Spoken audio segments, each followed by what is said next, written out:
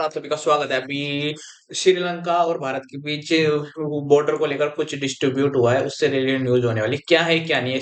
भारत श्रीलंका सीमा समुद्री विवाद हुआ है, क्या है, क्या नहीं है? आप जानते हो, ये मैप दिख रहा है आपको, ये जो श्रीलंका का मैप है, इससे ऊपर ये बीच में से राम सेतु गुजर रहा है और ऊपर ये अपना इंडिया है, ठीक है? तो ये श्रीलंका है, ये इधर ये भारत का भी बहुत बड़ा समुद्री एरिया है इस साइड, और ये इधर श्रीलंका का भी समुद्री एरिया है। तो ये है, तो डिस्ट्रीब्यूट क्या है, क्या नहीं है, मैं आपको दिखा। नमस्कार, आप देख रहे हैं एक मेरी विशेष रिपोर्ट। आज हम आपको लेकर चलेंगे दक्षिण एशिया के एक ऐसे संवेदनशील और लंबे समय से चल रहे मुद्दे पर, जो केवल दो देशों की सीमाओं तक सीमित नहीं है, बल्कि लाखों लोगों की आजीविका, क्षेत्रीय राजनीति, अंतर्राष्ट्रीय कानून, समुद्री पर्यावरण और भविष्य की पीढ़ियों से जुड़ा हुआ है। यह मुद्दा है भारत और श्रीलंका के बीच समुद्री सीमा विवाद, जिसे आमतौर पर भारत श्रीलंका सीमा या मछुआरा विवाद के नाम से भी जाना जाता है। यह कोई नया विवाद नहीं है। इसकी जड़ें औपनिवेशिक इतिहास में है, इसकी शाखाएं आधुनिक राजनीति में फैली है, और इसके फल परिणाम आज भी तमिलनाडु और उत्तर श्रीलंका के तटीय इलाकों में रहने वाले मछुआरे रोजाना भुगतते हैं। इस विशेष रिपोर्ट में हम विस्तार से समझेंगे कि यह विवाद कैसे शुरू हुआ और तु, कुच्चा तीवू द्वीप की भूमिका क्या है, मछुआरों को किन कठिनाइयों का सामना करना पड़ता है, क्यों क्या सरकारें क्या कदम उठा रही है, और आखिर इस समस्या का स्थायी समाधान क्या हो सकता है, मैं आपको ये बताने वाला हूँ।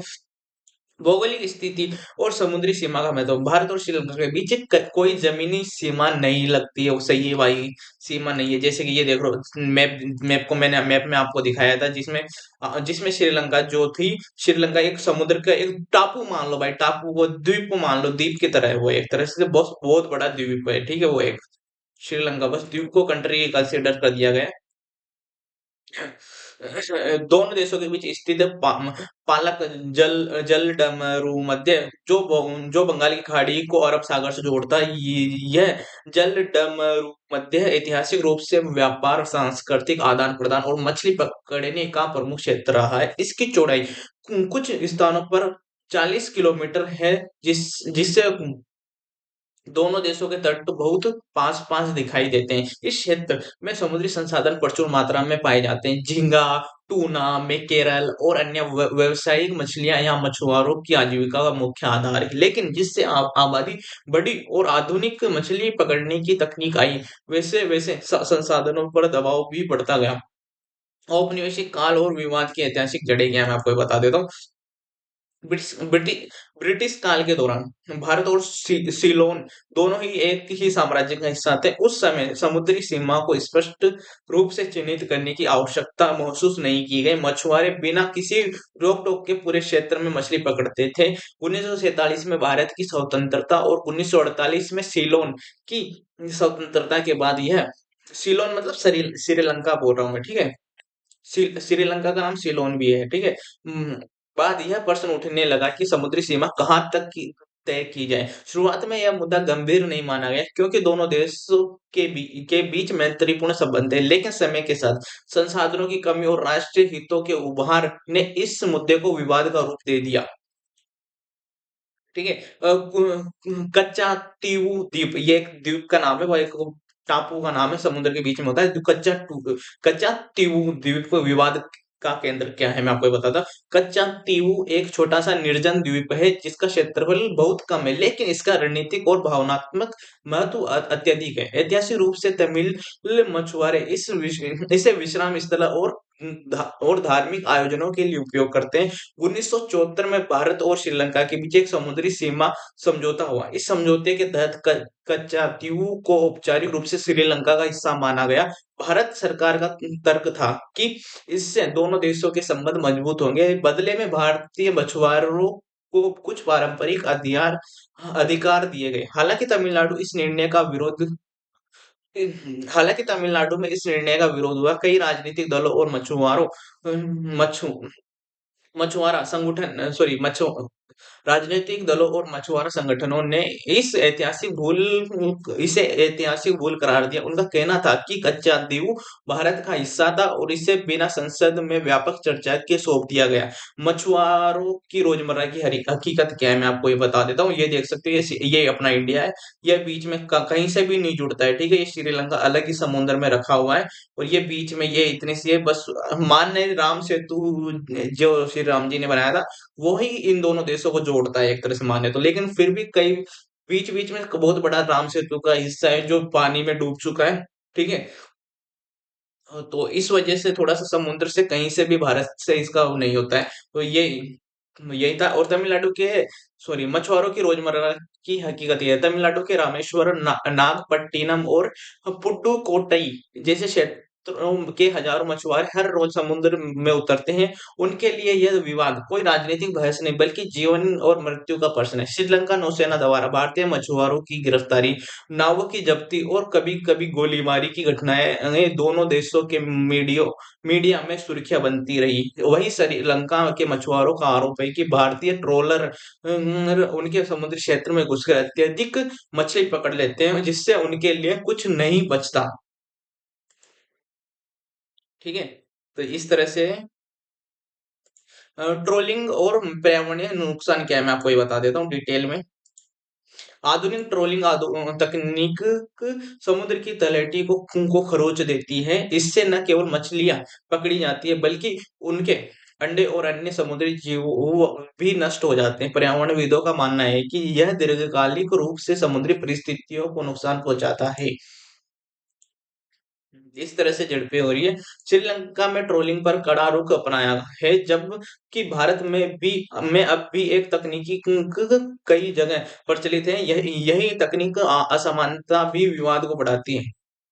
यही तकनीकी असमानता भी विवाद को बढ़ाती है। कानूनी पहलू और अंतर्राष्ट्रीय कानून क्या है, इससे रिलेटेड मैं आपको ये बता देता हूँ।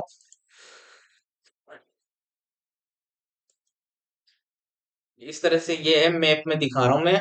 संयुक्त राष्ट्र समुद्री कानून संधि के अनुसार प्रत्येक देश को अपनी विशेष आर्थिक क्षेत्र की रक्षा करने का अधिकार है। श्रीलंका इसे कानून के तहत कार्रवाई करता है। इसी कानून के तहत कार्रवाई करता है। भारत का रुख यह रहा है कि मछुआरों के साथ मानवीय व्यवहार किया जाए और उन्हें जल्द रिहा किया जाए। कई बार राजनयिक हस्तक्षेप के बाद मछुआरों को छोड़ा भी गया। राजनीतिक आयाम क्या है? तमिलनाडु की राजनीति में एक मुद्दा हमेशा से अहम रहा है। राज्य सरकारें केंद्र पर दबाव बनाती रही है कि वह श्रीलंका के साथ सख्त बातचीत करे। वहीं श्रीलंका में भी यह मुद्दा राष्ट्रीय संप्रभुता से जुड़ा है। कूटनीतिक प्रयास क्या है, मैं आपको ये बता देता हूँ।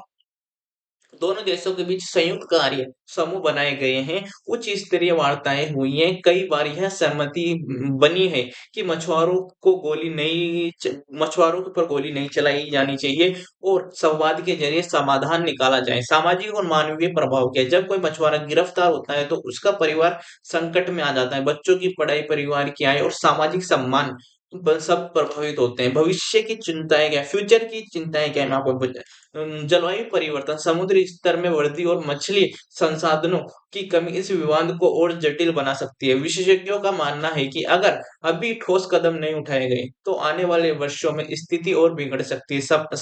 समाधान और संभावनाएं क्या है, मैं आपको ये बता देता हूँ।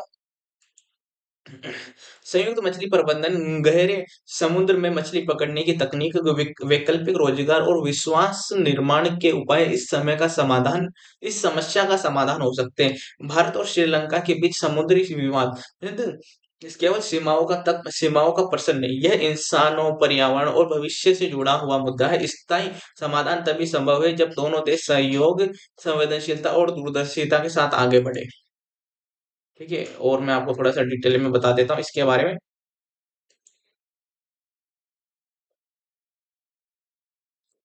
ठीक है। और गिरफ्तारी और मानवाधिकार सवाल क्या मानवाधिकारों पर सवाल क्या है? पिछले कुछ वर्षों में सैकड़ों भारतीय मछुआरों को गिरफ्तार किया गया है, ये सही बात है। कई रिपोर्टों में मानवाधिकार के उल्लंघन के आरोप भी लगे हैं।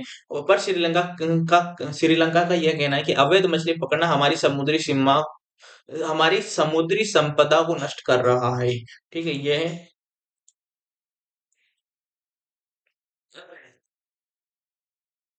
और क्या है राजनीतिक और कूटनीतिक पहलू। यह विवाद केवल मछुआरों तक सीमित नहीं, यह भारत श्रीलंका संबंध, तमिल राजनीति और क्षेत्रीय स्थिरता से भी जुड़ा हुआ है।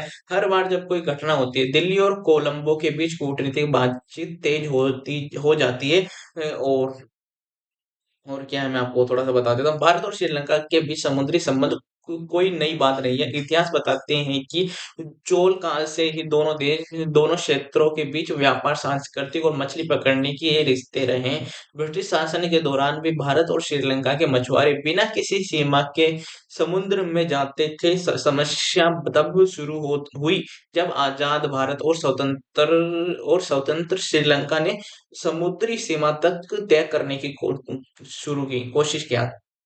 ठीक है। कच्चा त्रिभुज समझौता राजनीतिक विवाद को इसको डिटेल में बता देता हूँ। 1974 में तत्कालीन प्रधानमंत्री भारत सॉरी 1974 में तत्कालीन भारतीय प्रधानमंत्री इंदिरा गांधी और श्रीलंका सरकार के बीच एक कच्चा तीऊ द्वीप को लेकर समझौता हुआ। इस फैसले का मतलब जिस वक्त ये समझौता हुआ था, बाउंड्री का समझौता हुआ था, उस वक्त प्रधानमंत्री इंदिरा गांधी जी थी। इस फैसले उस समय तमिलनाडु में भारी विरोध हुआ। आज भी तमिलनाडु की राजनीति में यह मुद्दा जिंदा है। कई राजनीतिक दल इसे भारतीय क्षेत्र छोड़ने का मामला बताते हैं। नौसैनिक और कोस्ट गार्ड की भूमिका क्या है, मैं आपको ये थोड़ा सा बता देता हूँ अच्छे से। पिछले वर्षों में इस विवाद का सबसे संवेदनशील पहलू रहा है श्रीलंकाई नौसेना की कार्रवाई। श्रीलंका का कहना है कि भारतीय ट्रोलर अवैध तरीके से उनकी सीमा में घुसते हैं। वहीं भारत आरोप लगाता है कि कई बार अत्यधिक बल प्रयोग किया जाता है। कुछ घटनाओं में गोली चलाने और मछुआरों की मौत तक की खबर सामने आई है। तमिल समुदाय और गृह युद्ध की छाया क्या है, मैं आपको यह विवाद श्रीलंका के तमिल समुदाय से जुड़ा है। श्रीलंका में के गृह युद्ध के दौरान उत्तरी समुद्री इलाकों में मछली पकड़ने पर प्रतिबंध था। गृह युद्ध समाप्त होने के बाद जब स्थानीय तमिल मछुआरे वापस समुद्र में लौटे तो भारतीय ट्रोलर्स ने उनका टकराव शुरू हो गया। ट्रोलर्स से उनका टकराव शुरू हो गया। सॉरी, थोड़ा सा गला सूख गया। ठीक है। पर्यावरण और ट्रोलर विवाद क्या है। भारत के कुछ मछुआरे अब भी बॉटम ट्रोलिंग तकनीक का इस्तेमाल करते हैं। श्रीलंका का आरोप है कि यह तकनीक समुद्री पर्यावरण को भारी नुकसान पहुंचाती है। श्रीलंका ने इस तकनीक पर पूरी तरह प्रतिबंध लगाया है, लेकिन भारत में यह अभी भी कई इलाकों में जारी है। अंतर्राष्ट्रीय समुद्री कानून क्या है। संयुक्त राष्ट्र का समुद्री कानून यूएनसीएलओएस कहता है कि हर देश को अपनी समुद्री सीमा की सुरक्षा का अधिकार है, लेकिन यह भी साफ करता है कि पारंपरिक मछली पकड़ने के अधिकार का सम्मान किया जाना चाहिए। यही दो बातें इस विवाद को और जटिल बना देती है। भारत श्रीलंका वार्ता और समझौते के उन दोनों देशों के बीच कई दौरे की बातचीत की हो चुकी है। संयुक्त कार्य समूह बनने और मछुआरों की रिहाई के लिए होटलाइन स्थापित की गई। तो लेकिन जमीनी स्तर पर समाधान अभी भी अधूरा है। मीडिया और जन भावना क्या है। हर बार जब मछुआरों की गिरफ्तारी होती है, तमिलनाडु में विरोध प्रदर्शन होते हैं, सोशल मीडिया पर नाराजगी फैलती है। वहीं श्रीलंका में इसे राष्ट्रीय सुरक्षा और संसाधनों की रक्षा से जोड़ा जाता है। तो ये साफ है कि यह विवाद सिर्फ सीमा रेखाओं का नहीं, यह इतिहास, पर्यावरण, राजनीति और इंसानों की रोजी रोटी से जुड़ा है। अब सवाल है, क्या कोई स्थायी समाधान निकल सकता है। तो ये थी आज की न्यूज। अगर आपको अच्छी लगी, लाइक शेयर सब्सक्राइब देख सकते हो। मतलब अपने ये इधर तमिलनाडु साइड के भाई लोग होते हैं, वो यहाँ तक भी पहुंच जाते हैं कई बार ठीक है, मैप से यहाँ तक भी पहुंच जाते हैं मछली पकड़ते पकड़ते। तो इनको कई बार ऐसे श्रीलंका पकड़ लेती है कि तुम हमारी मछलियां क्यों पकड़ रहे हो, तुम हमारी जो पारिस्थितिक तंत्र है उसको क्यों खत्म कर रहे हो, जल का जो पारिस्थितिक तंत्र है उसको क्यों खाली कर रहे हो, खत्म कर रहे हो। तो इसलिए श्रीलंका नाराज हो जाता है और उनको पकड़ लेता है। ठीक है। और कई बार गोली भी चला देता है मछुआरों पे, क्योंकि मानते नहीं है भाई। और वो उनका पारंपरिक हक है। ठीक है, मछली पकड़ना वो बहुत लंबे समय उनके दादा परदादा पूर्वज ये काम करते आए हैं, तो वो भी करते हैं। लेकिन श्रीलंका अब मॉडर्न जमाने के हिसाब से चलता है कि हमको हमारे समुद्र में जो जीव जंतु उनको भी बचा के चलना है। हम्म, ठीक है। और वो भी सही बात है कि जो पारंपरिक वो चीजें हैं वो भी चलनी चाहिए। और सभी देशों को अपनी सीमाओं की रक्षा करने का हक है। ठीक है। तो ये वाली चीज थी। अगर आपको अच्छी लगी हो न्यूज तो लाइक शेयर सब्सक्राइब, और ये बाउंड्री मान सकते हैं अपन, ठीक है, ये बाउंड्री मान सकते हैं अपन इंडिया की और श्रीलंका की, ठीक है। मिलते हैं नेक्स्ट न्यूज वीडियो में, जल्दी, टाटा बाय।